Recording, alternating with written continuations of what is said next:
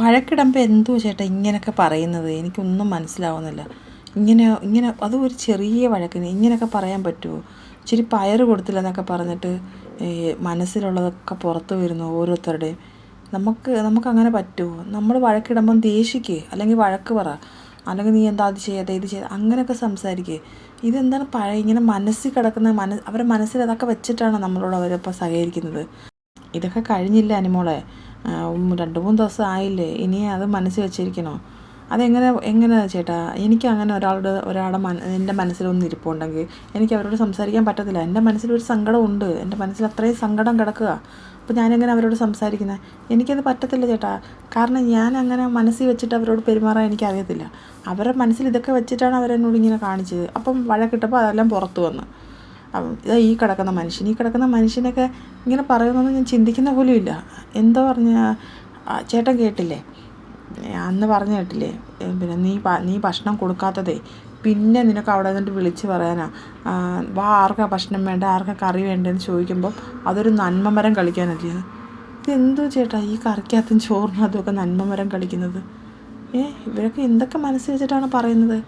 നമുക്ക് എത്രത്തോളം അത് ഫീൽ ചെയ്യുന്നറിയോ? എനിക്കങ്ങ് വല്ലാതായിപ്പോയി ചേട്ടാ.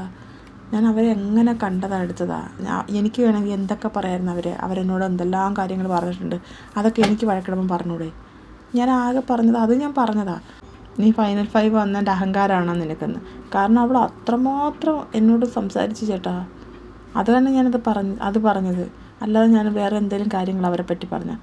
അനുമോൾ എന്താണ് വിചാരിക്കുന്നത്? ഇപ്പം അനുമോളോട് ഒരാൾ ദേഷിക്കുമ്പം അവരെങ്ങനെ സംസാരിക്കണം എന്നാണ് അനുമോൾ കരുതുന്നത്? ചേട്ടാ വഴക്ക് പറയേ, അല്ലെങ്കിൽ അന്നേരം നടക്കുന്ന വിഷയത്തെപ്പറ്റി സംസാരിക്കേ. മനസ്സിൽ ഒരെണ്ണം വെച്ചുകൊണ്ട് നമ്മളോട് ഇത്ര നാൾ സഹകരിച്ചിട്ട് ദേഷ്യം വരുമ്പോൾ പുറത്ത് വരിക എന്ന് പറഞ്ഞാൽ എന്തുവാ ചേട്ടാ എന്നാണ് അനുമോൾ പറയുന്നത്. അപ്പോൾ അനീഷ് പറയുന്നത് അത് അനുമോളെ, എനിക്ക് മറക്കാൻ പറ്റത്തില്ല ചേട്ടാ. ഞാൻ അന്ന് അത്രയ്ക്ക് സങ്കടപ്പെട്ട്, ഇന്നും എനിക്ക് ആ സങ്കടം മാറിയിട്ടില്ല. എൻ്റെ മനസ്സിലത് കിടക്കുക ചേട്ടാ. ഇവരൊക്കെ പറഞ്ഞത് എൻ്റെ മനസ്സിൽ കിടക്കുക, എൻ്റെ മനസ്സിൽ നിന്നത് മാറിയിട്ടില്ല. ഇപ്പോൾ അക്ബറോ നിവിനോ ഒക്കെ പഴയ കാര്യങ്ങളൊക്കെ എടുത്തിട്ട് എനിക്കൊന്നും തോന്നത്തില്ല, ഒരു സങ്കടവും ഇല്ല. അവരോടൊന്നും എനിക്ക് ഇങ്ങനത്തെ ഒരു സങ്കടമോ ദേഷ്യമോ ഒന്നും വരത്തില്ല. നിവിനൊക്കെ എന്തെങ്കിലും പറഞ്ഞാൽ അത് ഞാൻ അപ്പോഴേ മറക്കും, കാരണം അവൻ്റെ ക്യാരക്ടർ അതാണെന്ന് എനിക്കറിയാം. അതുകൊണ്ട് ഞാൻ അവനങ്ങനല്ലേ പറയൂ, അവൻ്റെ ശീലം അതാ, അങ്ങനെയൊക്കെ വിചാരിച്ച് നമ്മളതങ്ങ് തള്ളും. പക്ഷേ ഇവരെങ്ങനെയാണോ ചേട്ടാ കൂടെ നടന്നിട്ടേ ഇങ്ങനെയൊക്കെ പറയുമോ? ഇപ്പം ഞാൻ ബിഗ് ബോസിനോട് തന്നെ ചെന്ന് പറഞ്ഞത് എന്താ പറയുക, ബിഗ് ബോസേ, ഞാൻ PR-ൻ്റെ ബലം കൊണ്ടാണ് ഇവിടെ നിൽക്കുന്നത്, എനിക്കത് അറിയണമെന്നുണ്ടായിരുന്നു. ഞാൻ 90 ദിവസമായിട്ട് ഇവിടെ നിൽക്കുന്നില്ലേ ചേട്ടാ, അങ്ങനെ PR-ൻ്റെ ബലത്തിൽ നിൽക്കാൻ പറ്റുമോ? അങ്ങനെ എനിക്കിവിടെ നിൽക്കേണ്ട ചേട്ടാ. അതാണ് ഞാൻ അങ്ങനെ ചോദിച്ചത്. എന്നെയും ഈ ഷാനവാസിക്കൊക്കെ സപ്പോർട്ട് ചെയ്യുന്ന കുറച്ച് പേരുണ്ട്. അത് നമുക്ക് ബോധ്യമുള്ള കാര്യമാണല്ലോ. അപ്പോൾ ആ ഒരു ബലം നമുക്കുണ്ട്. അല്ലാതെ എല്ലാം PR-ആണെന്ന് പറയുന്നത് എങ്ങനെയാണ്?